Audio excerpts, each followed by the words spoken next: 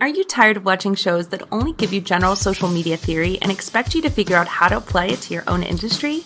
Join us for this week's episode of Social Chatter, the industry's longest running social media marketing news talk show. Not only will you learn the latest breaking news, but you'll also gain practical advice on how to apply it. Now here's your host, Christian Karasiewicz.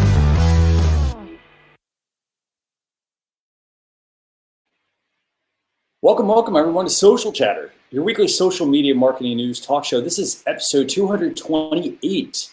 And this week I'm joined by Jem Fuhs from Fusion Marketing, and our guest is Cami Huyse. So I hope I said that right. Again, we were talking about this backstage before we decided to start the show, but I want to welcome everyone. We've got a lot of topics we want to talk about. I'm going to have Jem introduce Cami here in a second. But if you're listening on our podcast, or you're watching on facebook.com/socialchefs or youtube.com/socialchefs, leave us a comment. Would love to know where you're from, where you're watching. This will help us also fine tune the show to make sure we try and optimize when we broadcast the show. Again, if you have any questions, also leave them there and we'll do our best to answer them. So Jem, it's a pleasure to have you back again, filling in for Phil just the last couple of weeks. So thanks again for joining us. Always a pleasure, Christian, and it's great to be here. I love the format of your guys' show. It's every show is different, and I think that's what people have to think about when they talk about doing live shows. And we obviously have been talking about that a lot offline. So yeah, it's exciting to have Cami join us today. This is actually the first time I'll have been on a live video with Cami, but we've been connected for a while through Twitter, and Cami is the co-host of the Communities That Convert podcast with Madeline Scalar. I know she does a ton of stuff in the Houston area. She's the CEO of Zoetica Media, and she also, I think, does a lot. They have a social media breakfast in Houston. And what's funny, little fun fact is Cami actually went to George Mason University, which is right around where I grew up. But it was also my college Old Dominion's arch rival in basketball before that all stopped. So I won't pick on the Patriots today. Well, let's go bring her on, and then and we'll save that for offline. How's that sound? Oh, I want to fight. So it's great to have you, Cami, join us on Social Chatter. Just a pleasure. I didn't realize you were so busy. I guess that explains why also it's so hard to get in touch with you. And to always, to make, because I want to make sure I got all the information to you and everything. So, but it's a pleasure having you on this week. Is there anything we didn't cover about you? Anything else you do that you want to tell viewers or listeners? I also have an online course to teach people how to bring social media into their company called smartsocialsecrets.com. So I'm a multi-passionate entrepreneur, that's for sure. I got a lot going on. No, it's all good. By the way, if you want to drop a link to that in the comments, feel free to do that. Sure. We'd greatly appreciate that. Absolutely. So Jem, where do you want to go this week? Because I know we talked about topics, and I mean, there were seriously 10 topics from Instagram this week. We had some Facebook topics, some WhatsApp topics, but where do you want to start? Well, let's actually start with something people don't always talk about a lot, at least not in my age group, Snapchat. Snapchat is coming up with, if I guess for lack of a better term, some personal safety features.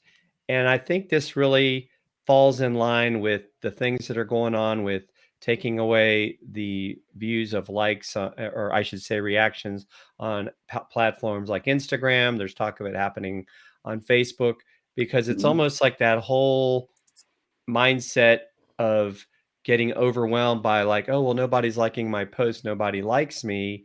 I think this is, I think it's interesting. I think it just kind of goes to where social and digital is so much in people's brains. I think it can be overwhelming at times.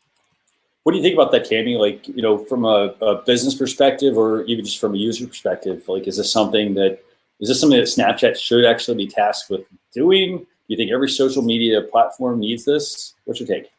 Yeah, I actually do because honestly, I also serve on the board of Civilla Nation, which is an online nonprofit that's kind of, we really think about how to stop online harassment. And Right. we see the ugliest of the ugliest things, I guess. So I've seen things across all platforms. And so, yeah, we're calling for these platforms to be much more proactive in their working with public safety, because either from a mental perspective or from like stopping the harassment that just inevitably happens because humans. Yeah. Yeah. Unfortunately, yeah. So do you think that like Facebook needs to control more of this, and Instagram and LinkedIn? I mean, I haven't seen a lot of this bleed into LinkedIn yet. Yeah, I think LinkedIn is just not quite there yet. I mean, I promise you that there's a lot of things going on in LinkedIn that probably are behind the scenes, especially in a workplace setting. People may be a little bit more in their best behavior.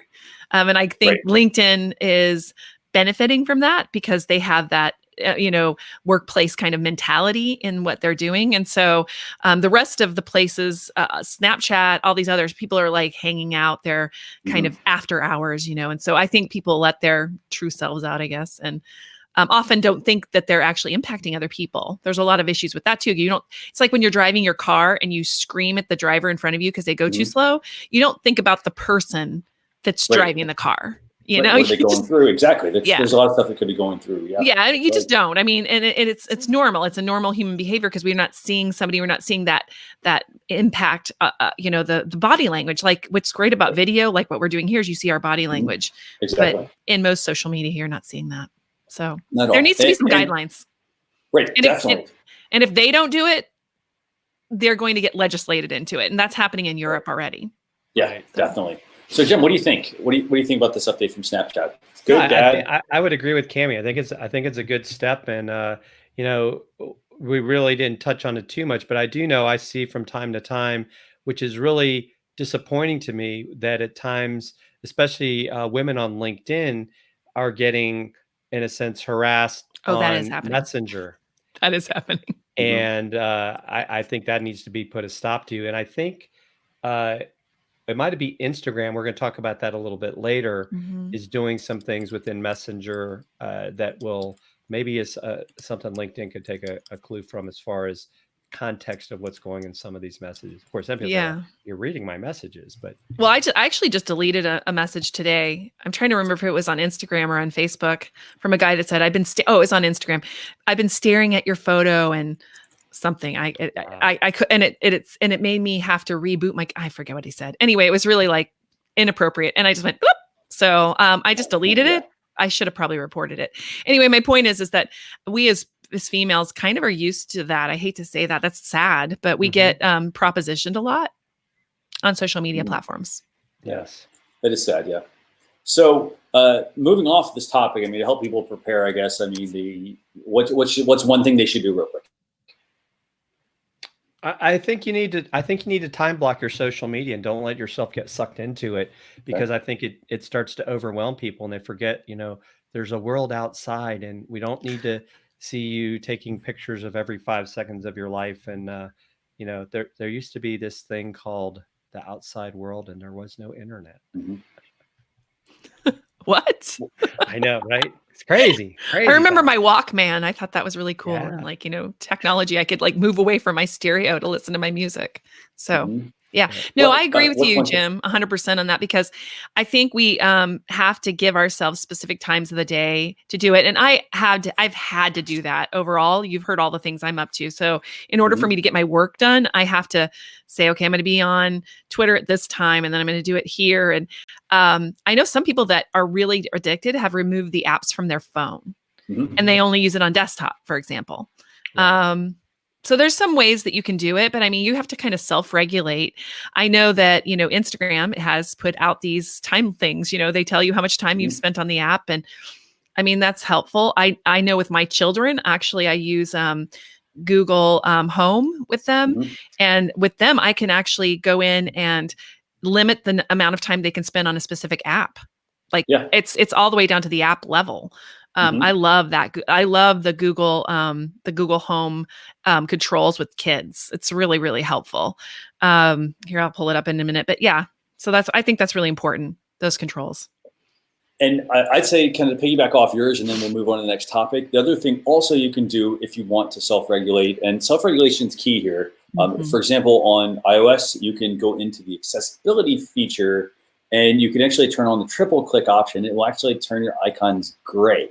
And I've heard, studies have shown at least, that having a black and white icon will make you less susceptible to actually go into the app because you see the notifications or whatever colors are on. So I'd recommend maybe if you're trying to get certain things done, A, it saves your battery, but B, test it out and see if you actually, how you react to, hey, it's black and white, it's gray, dull.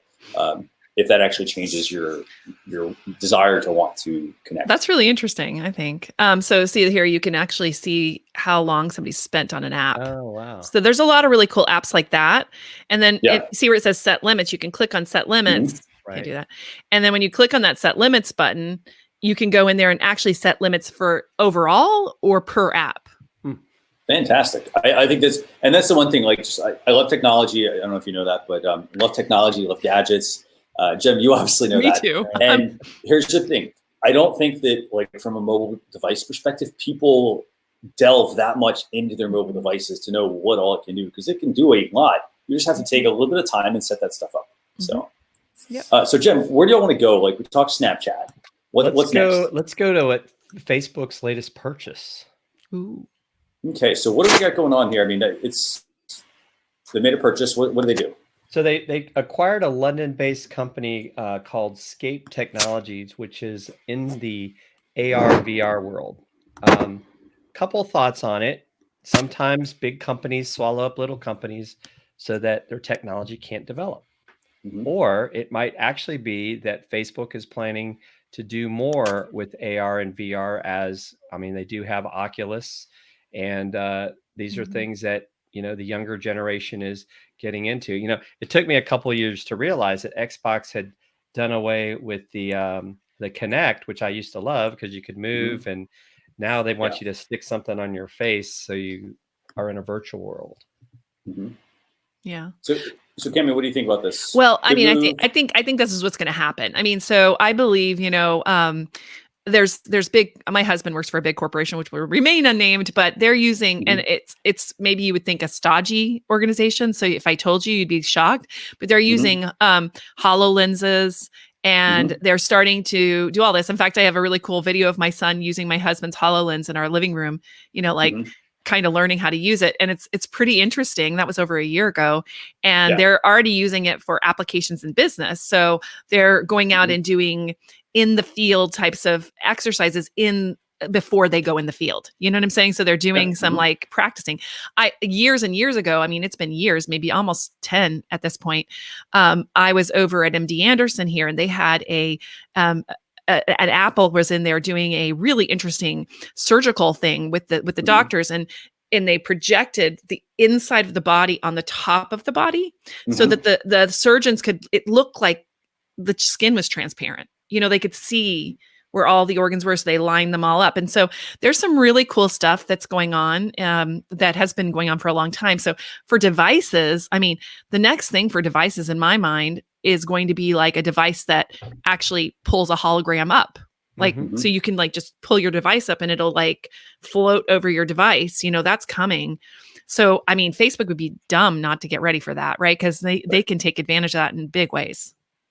Yeah, and that's what I think, overall, is probably going to happen here. I think that, if they're going to acquire all these people, they may not use technology immediately, but I think they're already thinking, hey, you know what, do we put this into Oculus Rift? Do we put this into, some of our other, maybe even the Facebook platform at some point?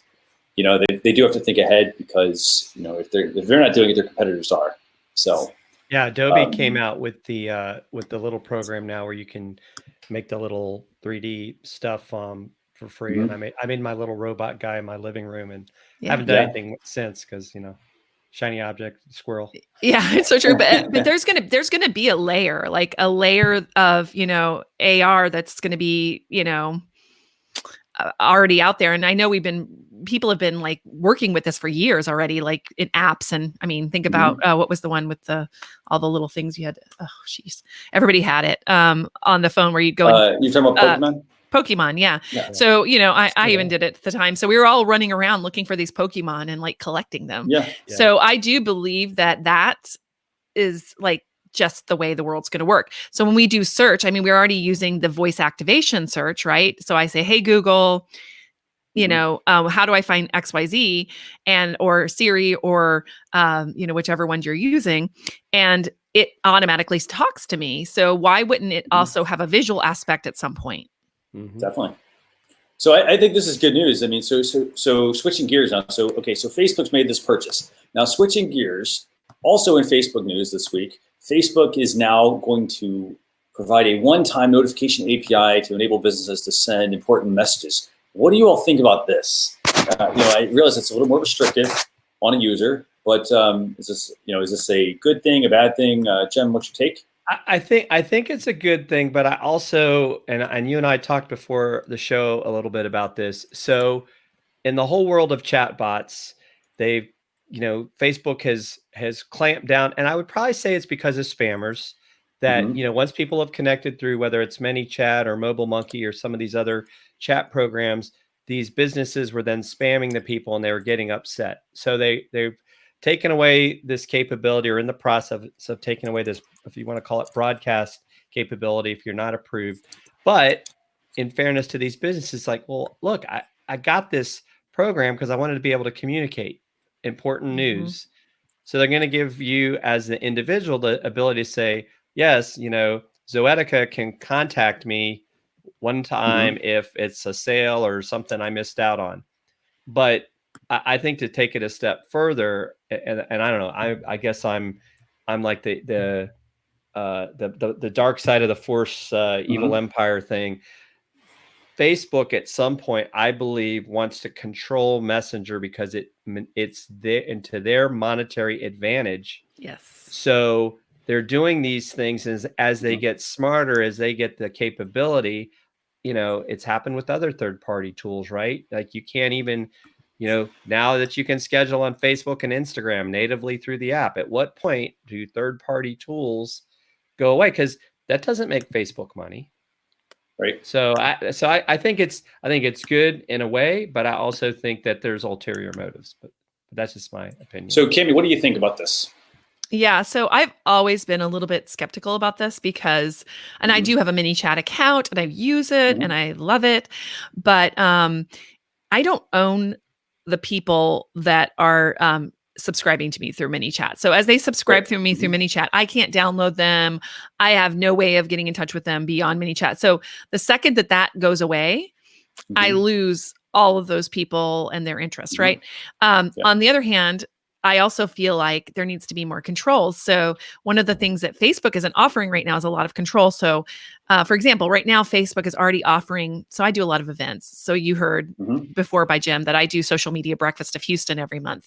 Well, we do that the second Friday of every month. And so people like say they're going to come to the event. And what Facebook has done is put a little button beside it that says, message all the people that are coming to this event.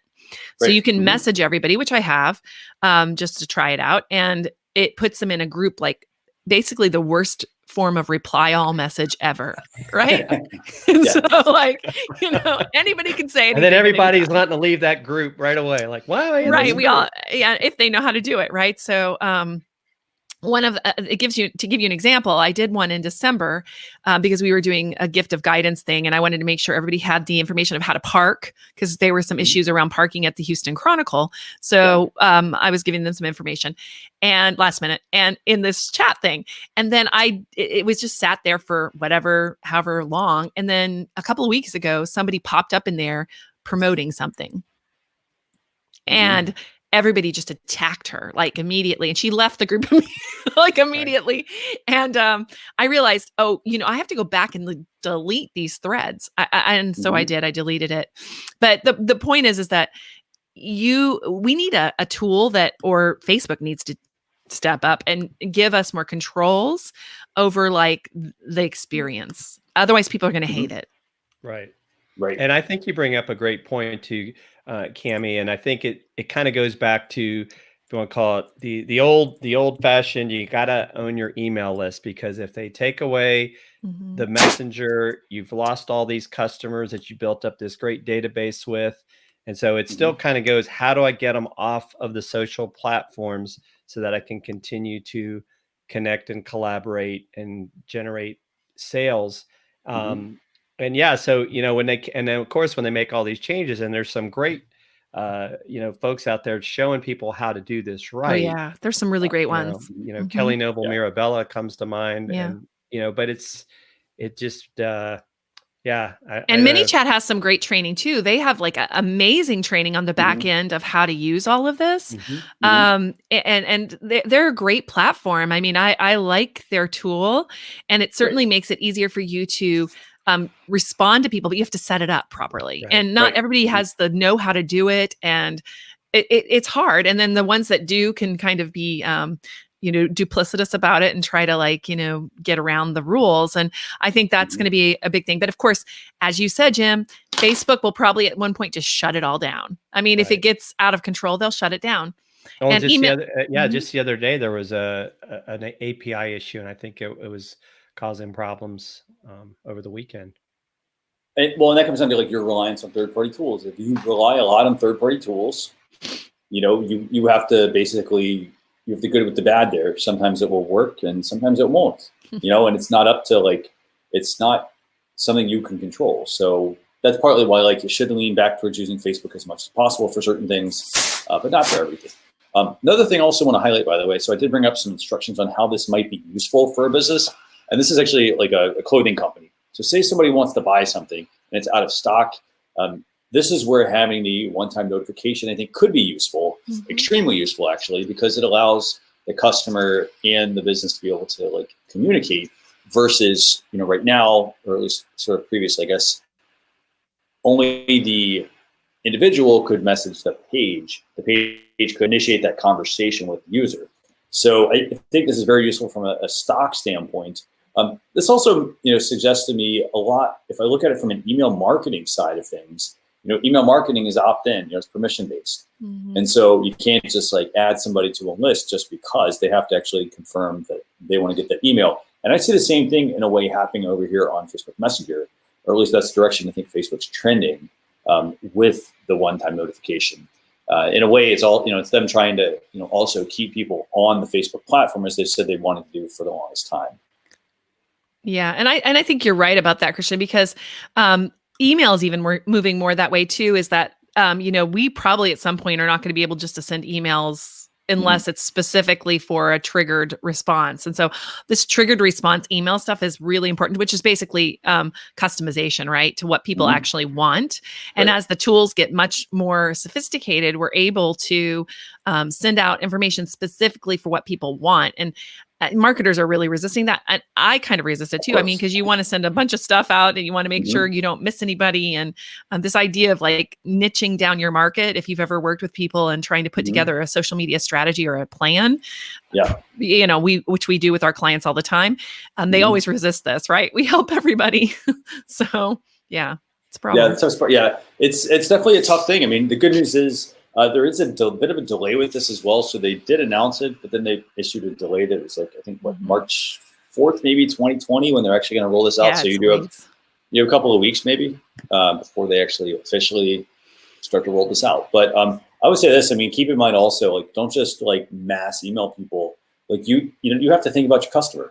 Like, does my customer, like, if they're the type of person that, you know, they don't check their email very often, and I'm just like, dump more emails on them, you know? It's the same thing with Facebook Messenger. Like, you need to, like, respect your customer's space a little bit. So, and it also pops up. I mean, if you haven't managed the notifications on your phone, what I hate about Facebook Messenger is it just, like, pops up into your face. And so I've managed those messages. They don't do that anymore, but that can be very annoying for somebody who doesn't know how to turn that off.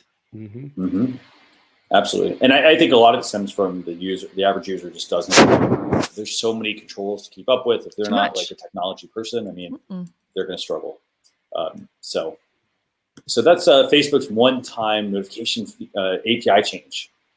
So you guys want to maybe move to one, or let's see, you want to do, like, 2 more topics, then we'll talk about some tools and some community building tips? Okay. So we're going to switch gears. We're going to move over to Instagram.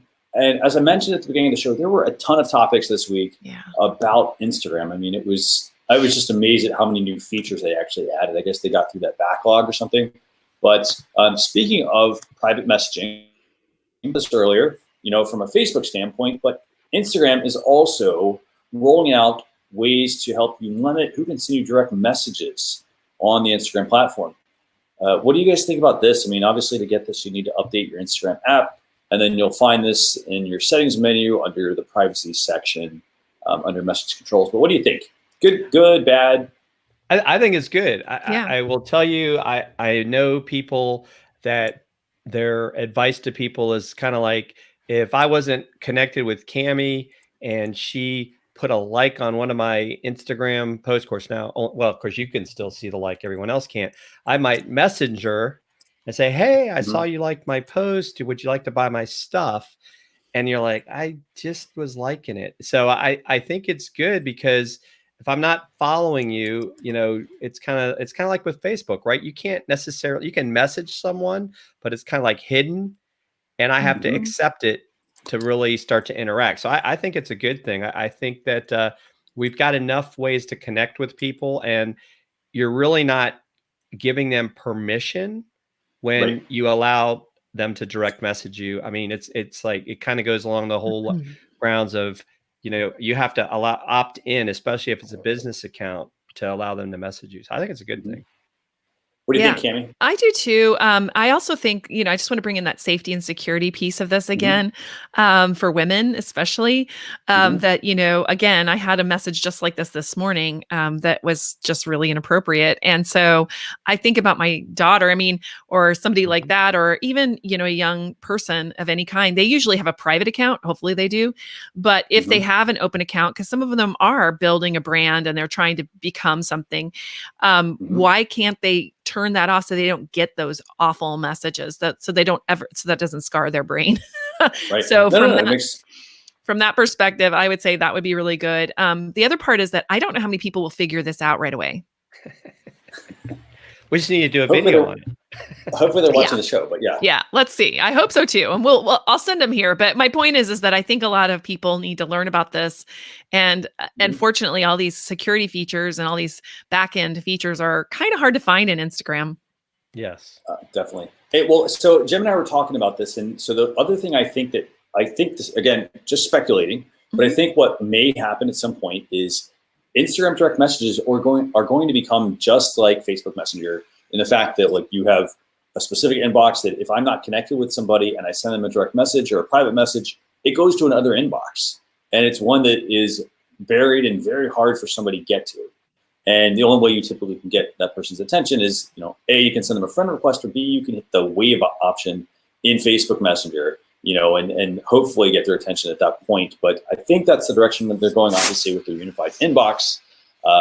Maybe they're trying to set some of this stuff up, and hope maybe. Well, they already do have it. They have They already have a primary and general mailbox, so that already is there. Right. It's in place. The structure's in place.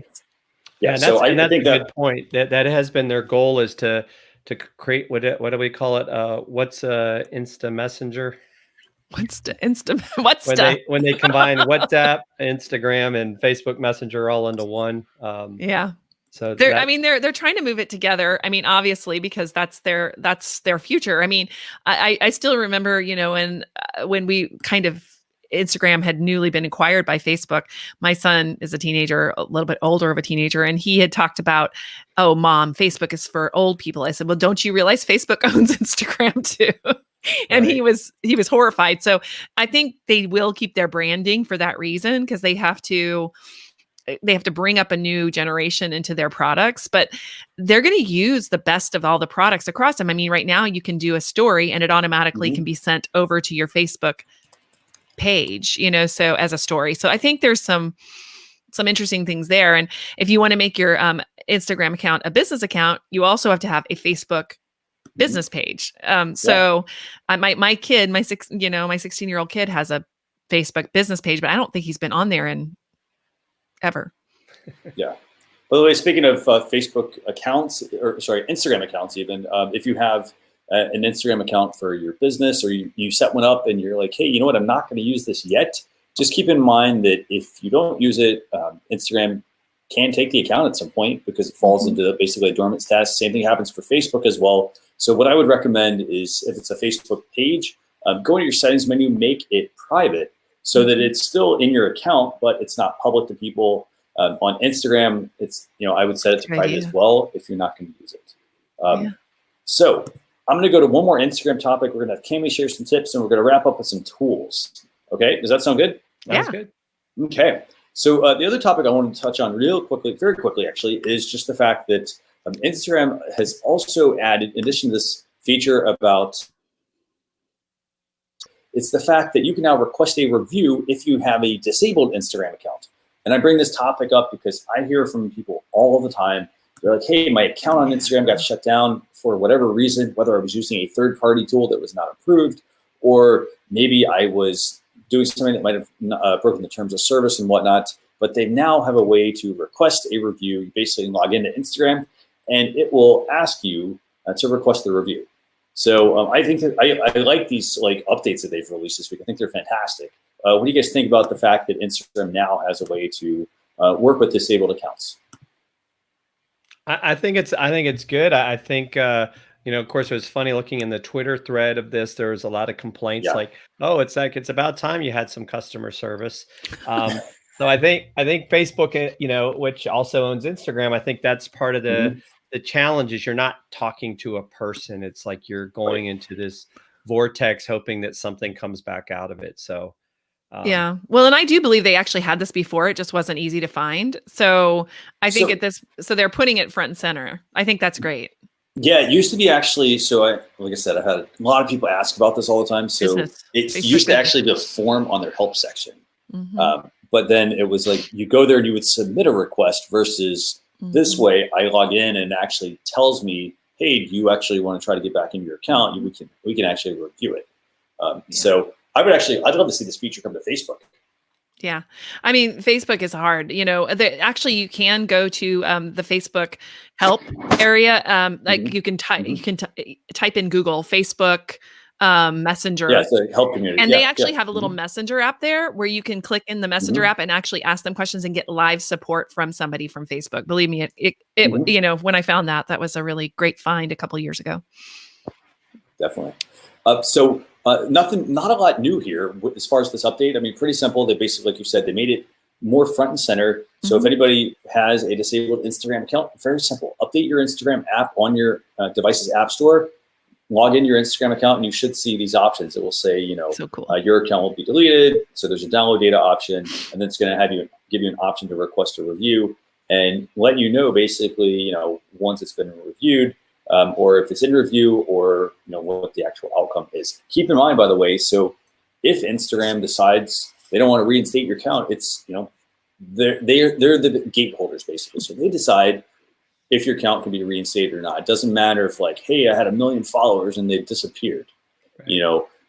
They take into things such as like you violate the terms of service. Are you spamming people, for example? Have you been reported a whole bunch of times? Are there any other things, Cami, you want to add for that? Yeah, I mean, and sometimes if it's just a glitch, they'll just restore you. I mean, this happened to one of our actually Twitter accounts the other day, and when they went and looked at it, they immediately turned it back on. So there are glitches that happen too. So before we move into tool time, by the way, so I want to give Cami the floor, and I want to have her share 3 tips on building community because she helps people build communities, and I think it's a fantastic thing. And you need it if you want to get social media to actually work. It's not just about posting content on your platforms or building up a whole bunch of followers or buying a whole bunch of followers. You have to build community, which means you have to engage with people. So, Cami, I'm not going to say anything else. I'm going to turn it over to you. Great. So I actually made this really fun little art project before I came on because I think an acronym sometimes helps really well. So I'm going to talk about B's, and it's part of what I do in my smartsocialsecrets.com community. Like when we're talking about how to build a community, because I think these 4 steps, if you kind of follow them, and there's a bunch of different techniques and tips inside of them. So I'll just run through them one at a time. But at first, if you want to build a hive, let's just talk about a bee in general. What do? They build a beehive, and then they have this one bee that goes around and looks for all kinds of different information. So I call that the eavesdrop. And then they come back and tell the beehive, and then everybody follows them, right? So they go out and they figure it out. And then after that, they're socialized and they're all doing their little jobs. So that's how you also build your online community. So you want to first build your community, meaning figure out where you want to hang out. Where are you going to be doing this? So I think most people make a mistake when they try to be on too many platforms at once at first. Certainly, I think it's okay after a while, but at first you probably want to build some credibility inside of one platform. And again, you definitely want to get your name, your business name across all the different platforms. And I love your tip, Christian, about like making that private afterwards if you're not going to be active there. You can also put up a pinned post on there telling people where you are active. That's sometimes helpful too. But having that one place where you're out there every day, connecting with people, talking to different organizations, and so on. So you want to figure out your build.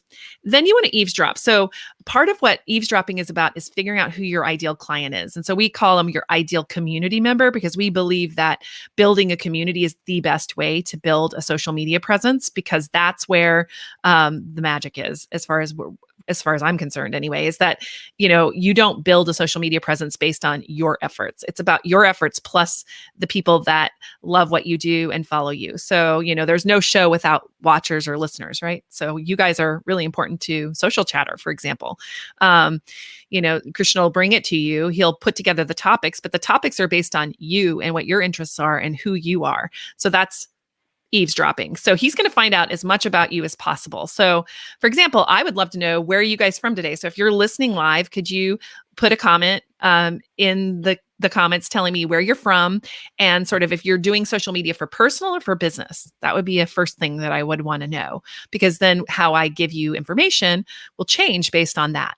So knowing your customer is really important. So you can eavesdrop on them. There's a lot of ways to do that. You can actually jump into take some keywords of things. So think about the pain points of the people that you're trying to reach, and then search for those pain points and see how people are searching for that information. And also look for other communities that have already built up around that topic. So social media is easy. You just type it in like the search bar for Facebook, for example, and you'll see hundreds, if not thousands, of communities that have sprung up around that topic. So you could say social media architects, say it's all for architects. And I bet you that there's a community out there that's specifically for architects. And if you can't find it directly in Facebook, you can go to Google and type the same thing, social media architect communities. And once you do that, you're going to find out that there's a lot of communities out there that have been built up just for architects. Same thing for any profession that you're in, for the most part. So very few professions out there don't have some kind of group that have formed up. A couple of places I like to look. Reddit is really good because they have these things called subreddits, which are like mini communities around topics. So that might be another place you can look for people that are already talking about your topic. And you go into those groups and you just start to listen. You're not there to sell anything. You're not there to, do anything except for listen to those people and write down word for word what they're saying. So that's really that eavesdropping. And so I have something I call the word vault. It's just, I use an Evernote and I dump actual quotes of things that people are talking about, questions they're asking, things that they are interested in. And then I use that same language in my ads, my copy, all kinds of places. And so you echo them. You see what I'm saying there? So you find out what they're interested in, and then you echo them with your content, with your advertising, with everything that you're doing. And as you do that, you're going to see that you're going to draw more people to you that are like those people that have those problems. So if there's a problem you can solve, instead of going in there and trying to solve it on the spot, the best thing for you to do is to actually start to absorb what people's actual language is and use that language back with them. And then finally, socializing. And socializing is really about taking all of that information and everything you've done and starting to build the relationship. So I also have this thing that I do called the Influence 20. And you can take just a piece of paper and write down 20 different people or companies or organizations that you would like to either partner with or get the attention of on social media, and then write down their social media handles, and then make a plan to interact with at least 5 of those every week. And Madeline and I did a really cool episode, and I can actually grab the link for it and put it in here, But we have this really cool way of doing things called the 2+2 method. And it's, 2+2 is easy to do. And so basically what we're saying is every day, you want to interact with people in this way. So you'll take 2 comments per day. So you find something somebody else is talking about and you comment on it, or you share it with your editorializing, and then also 2 conversations. So start 2 different conversations during the day, either with a specific person or with a post. The polls that you can use in Facebook or Twitter or Instagram has great story polls. So twice a day, you would do something out there that is interactive, that's inviting people to interact with you. So it's called Bees. And I know it's like, pretty simple, but if you think about this, there's a ton of ways that you can go about pulling this together: build, eavesdrop, echo, and socialize. And it's all built around your ideal community member and customer. So that's sort of my tips for today. So I think those are fantastic, by the way. So I want to invite everyone that if you're listening or watching, whatever, make sure you also check out the URL that Cami posted in the Facebook group, facebook.com/social chefs.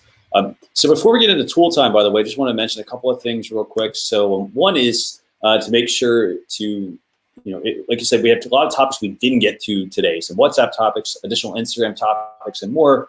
Be sure you sign up for our daily newsletter at socialchefs.com/daily.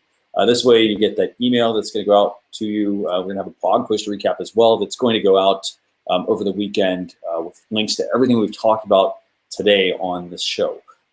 So with that, I want to jump into tool time and talk about 2 quick tools. And, like I said, Jim, you and I always talk about this tools. We talk about hardware, what can help a business or help a business owner.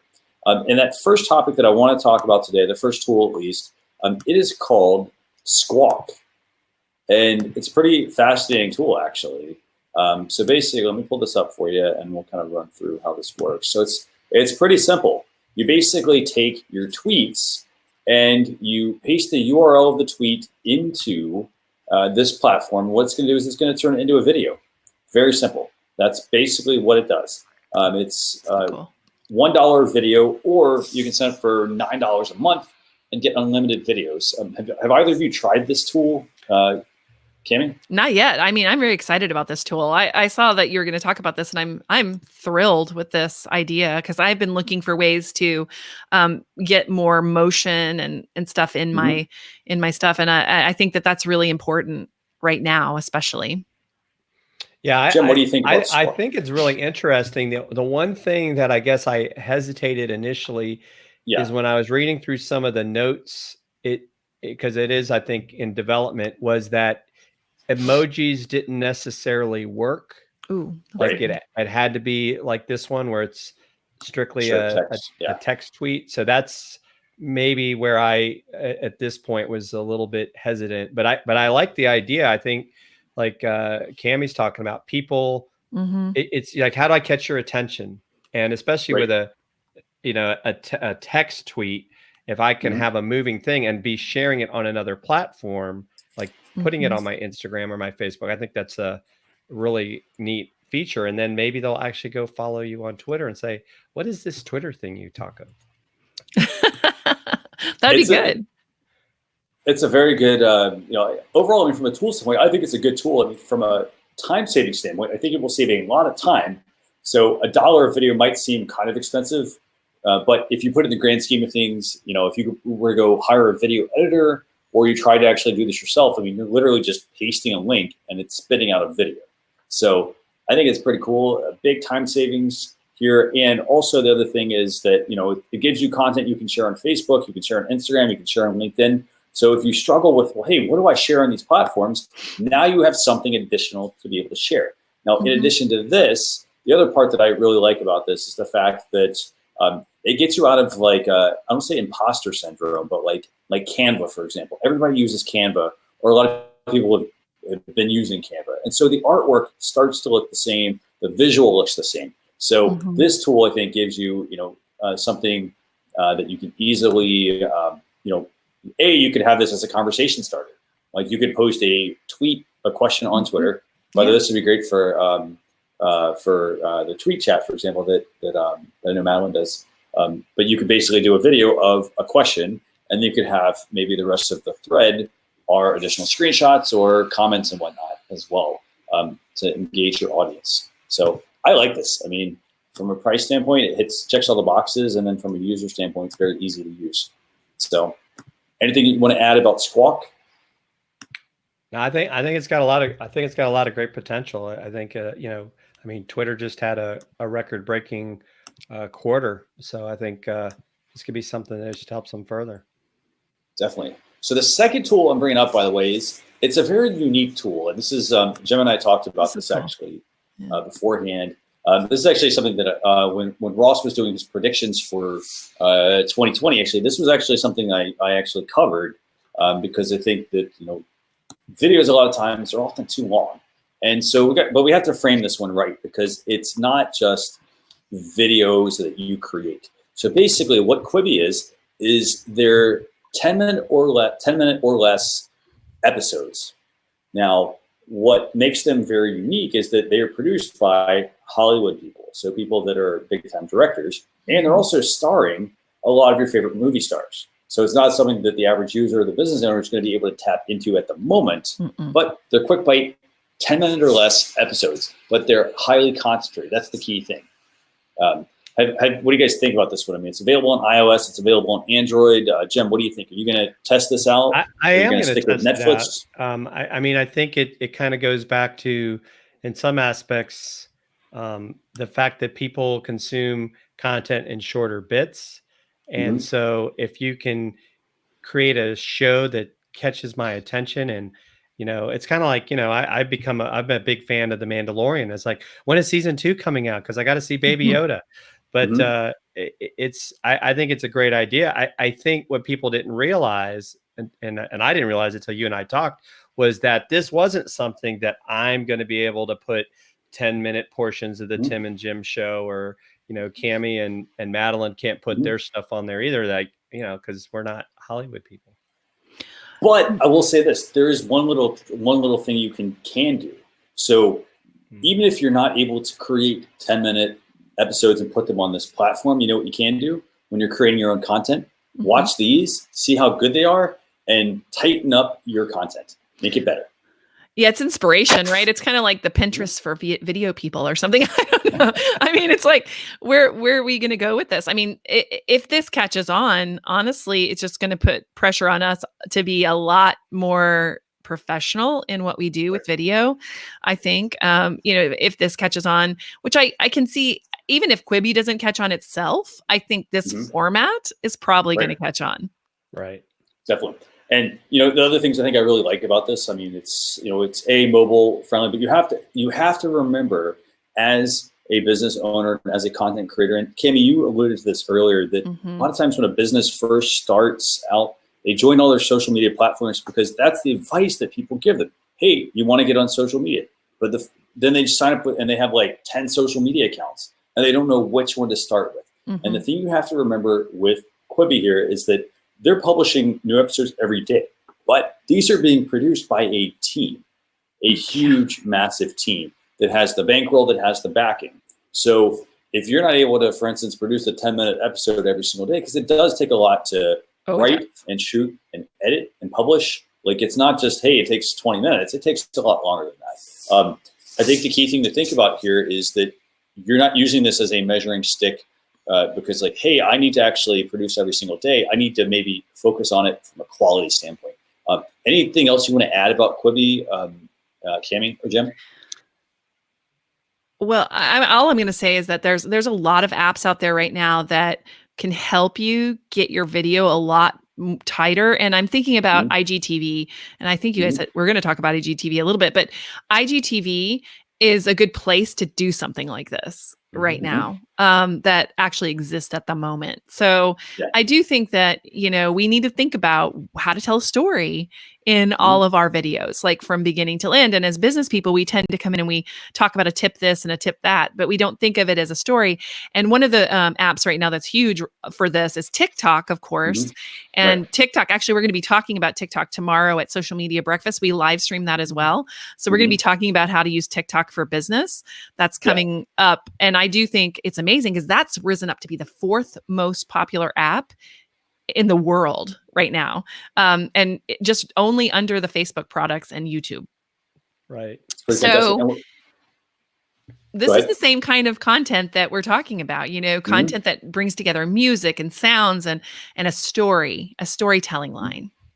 And it comes back to writing, honestly. Yeah. Yeah, go ahead, Jim. No, and I just think the other thing that a lot of these apps, and whether it's YouTube, even what Disney's done, all these companies, or even in collaboration, right? This group of Hollywood folks, this is taking away, if you want to call it, the classic networks and television and cable. This is a huge, the power is to, can I get the bandwidth to watch this stuff? And because, you have a lot of people that have disconnected from, the network sort of stuff and cable because they want to consume it at their leisure. And that's where, okay, I can take 10 minutes while I'm sitting in the doctor's office, and ideally, hopefully they have headphones on because we don't want to all listen to it. Well, we all have our Bluetooth earbuds in these days. That's right. Yes. But yes, I think that's a great point. But do you want to go real quick back to? I think that this actually does tie in well with that IGTV. If we got time to. Yeah, sure. Yeah, we can go back to that. Yeah, what you want to tell viewers about the topic? Sure. So IGTV is actually now working to allow people to monetize their streams, and if they get enough viewership, I think they can actually make money off of ads. And so I think going back to Cammie's point, those are 10-minute videos right now. Theoretically, they could be longer, but that I think what she brought up is a great point. And now it makes me think, because I did IGTV way back when it was vertical. I did a few episodes, and so now I'm going to have to think about, well, maybe this makes sense to go back and create some content on there. But then again, when you sometimes look at the barrier to monetize, you're like, do I really want to make that effort? Right. And they were having trouble getting like the YouTube type of creators over to do IGTV because they're like, well, where's the monetization? So you may get a flood of creators that come to, I think that's what they're trying to do anyway, is attract those creators. And certainly I think IGTV, now that it actually sits, like it can sit in your thing, and you can pull together a thumbnail and make it look really nice in your wall, like your main wall. So I think that's something that could work really well for certain creators. Definitely. And I want to hit on one quick point about that. So I want to go back to the Quibi tool, for example. So they're 10-minute TV episodes, right? But you have to think about the bigger picture of this. And this applies to YouTube, it applies to Instagram, it applies to Facebook. It comes down to having that whole package and having a template, for example, that you follow religiously for what you create. For example, if it's Quibi, the things that they're using to sell this, it's the artwork and the trailer. So the trailers, by the way, are interesting because it's hey, it's a 10-minute episode. Trailers are usually 1.5 to 2 minutes. You basically give away a fifth of it, 20% of it. But that's key thing to think about. You want your artwork to stand out. So you want to make sure you put the time into that, in addition to having really tight content versus let me just record this video and hey, I'm going to record it and I'm going to skip the most important part that somebody sees before they hit play on your video. But that applies to these platforms. It's having a good thumbnail, for example, on any of the content. So and also once you have your thumbnail, then it plays the first few seconds of whatever your video is on IGTV anyway, in your wall. And then it says, do you want to listen to more? And so that first 30 seconds has to be really, really a strong hook. So you can't, ramble on about who you are and what the show is. You got to go right into the content. We're going to be talking about this, this, and this, and this is why you need to know. I mean, that's, if you're going to be doing informational products, that's what you have to do to pull people in. They're like, why should I listen to this? I don't have time. Exactly. So with that, does anybody have anything else they want to bring up this week, or anything you want to add to any of the topics we just covered? No, I think it's been a great episode. It's really been great to get to actually see and talk with Cammie for the first time. I know we've been connected on social for a while, and that's also part of the power of social and part of the power of building, eavesdropping, echoing, and socializing. We're doing that. I gotta say, I really like the board. That was actually fantastic. So plus you build your hive, you build your hive, you build your tribe. Yeah. It's easy to remember. That's the idea. Yeah. So Cami, what's the best place for people if they want to get in touch with you, like, on your social media platforms and whatnot? Where should they go? There's lots of places. Probably Instagram and Twitter are the two top ones. Cami Chat, I'm KAMICHAT, as you see on my little thing here, both everywhere pretty much. And then also, if you are interested in social media breakfast of Houston, because you're here on, probably if you're watching on Facebook, you might be more a Facebook person. We have a monthly stream and we meet live. Actually, we record it live as we're in a restaurant. So it's kind of like you're in the restaurant with us. Nice. We have good sound quality and production values and lighting and everything. So would love to have you join us for that. Tomorrow's TikTok at 8:30 a.m. Central Time. So if you're interested in that platform, definitely show up for that. So those places are probably the best. And then of course, smartsocialsecrets.com. I have actually a freebie there that you can download about how to put together your social media strategy.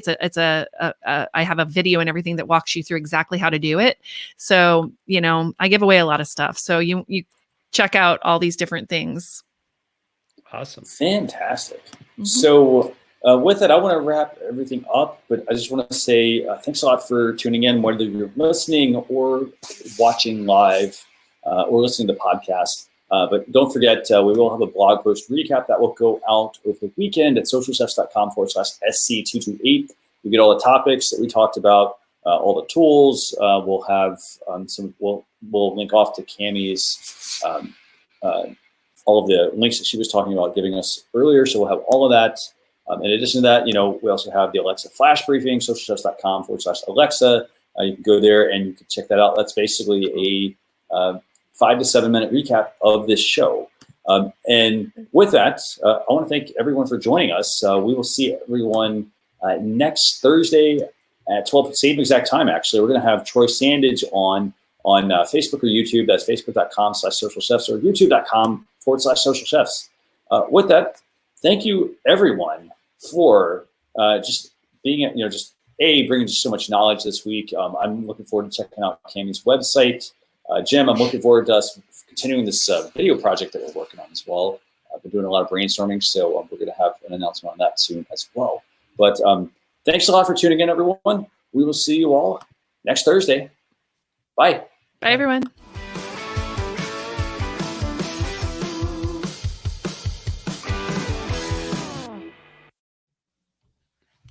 Awesome.